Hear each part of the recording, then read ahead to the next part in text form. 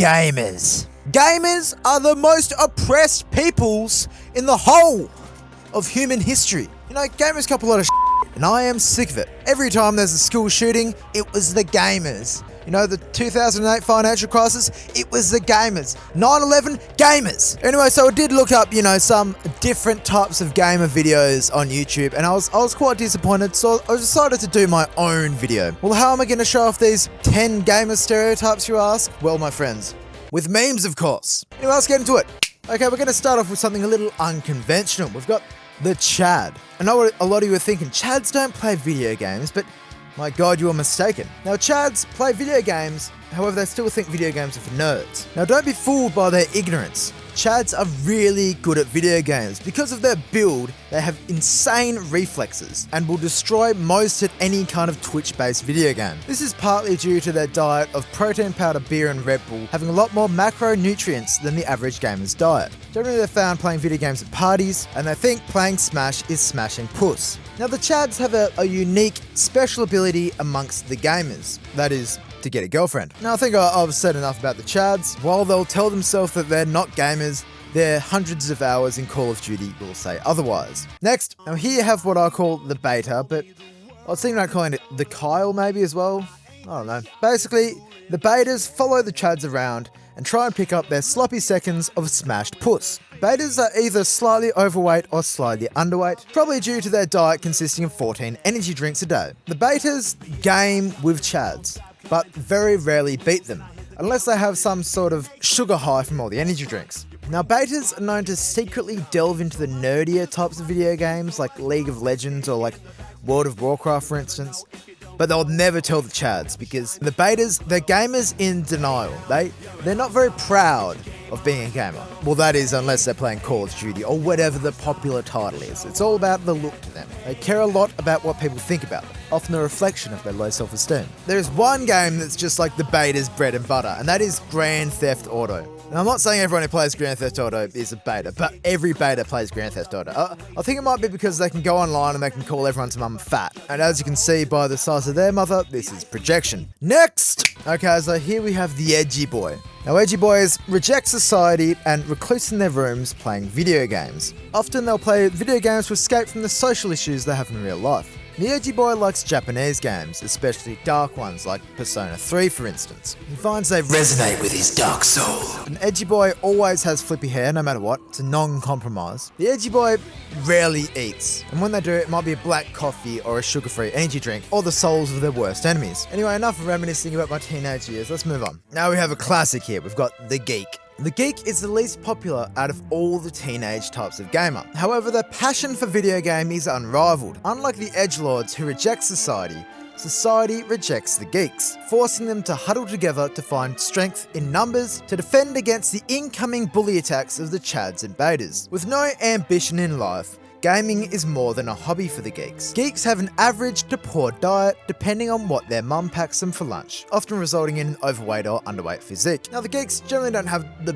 best base stats, but if you can get those stats up high enough, they can become one of the strongest gamers out there. Now, before I move on to my next starter pack, I should explain how the evolution of these gamers work. All the types of gamers I've listed so far are teenage forms of gamer. These teenage forms can evolve or grow up into different types of gamer depending on a variety of factors. For instance, there's another form of teenage gamer called the nerd, but it's so similar to its evolved form, the super freak, that I thought I wouldn't cover it because it's basically the same thing. Alright, so here we have the super freak. Now, the super freak is definitely on the autism scale. Generally known to only ever play a very small handful of games but become absolute masters at those few games. They typically play esports titles like MOBAs or StarCraft, but are also known to do speedruns. The super freak intentionally eats a malnourished diet to reduce their body mass, increasing their reaction times. They typically play on PCs that would make Linus Tech Tips jealous, but will play on consoles as a means to the ends of crushing their opponents. They're occasionally known to also eat small children. The Super Freak is one of the most skilled video games players out there. Don't even try and face one. Moving on! Okay, next here we have the Hipster.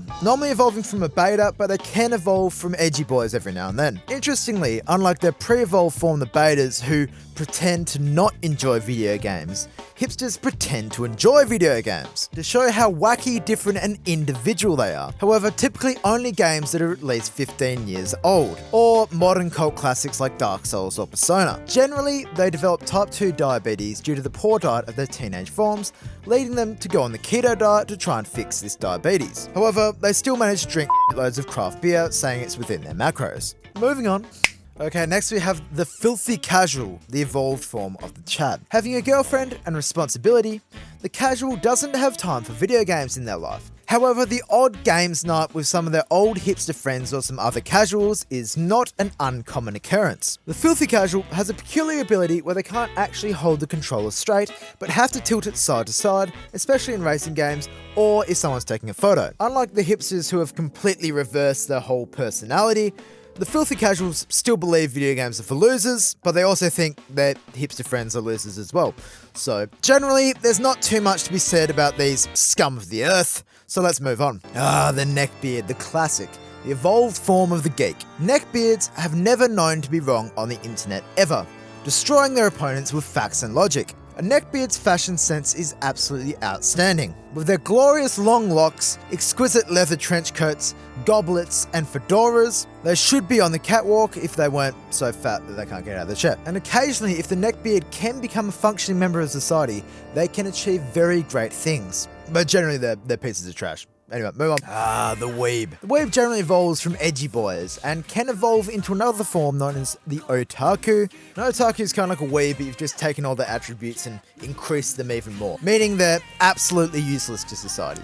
A weeb looks down on anything that isn't Japanese with disgust. They probably tried to learn Japanese but gave up after a month or so, but still say nani or baka in casual conversation to show how much of a weirdo they are. Weebs like extremely complicated plots that make no sense, and big anime titties. They're simple men of culture. And despite still living in their mother's basement and not having a job for several years, they've still managed to buy thousands of dollars worth of anime figurines. Okay, now we have a cross-gender stereotype of gamer, the streamer. Now the streamer could be a boy or a girl. Gamer girls actually have their own little evolution tree, but I didn't have time to discuss it today. If you want to see me talk about it, let me know in the comments below. Streamers are generally very, very attractive, whether they be male or female. With their hobby turning into their job, video games is now only a means of making money for streamers. Sometimes they don't even stream video games at all, but rather just, bounce their melons around. I'd watch that. Every streamer has an obsession with fairy lights and RGB, and despite their sponsorships from Red Bull, Blue Apron, Madrina's Coffee and G Fuel, they literally eat cocaine for breakfast, lunch and dinner.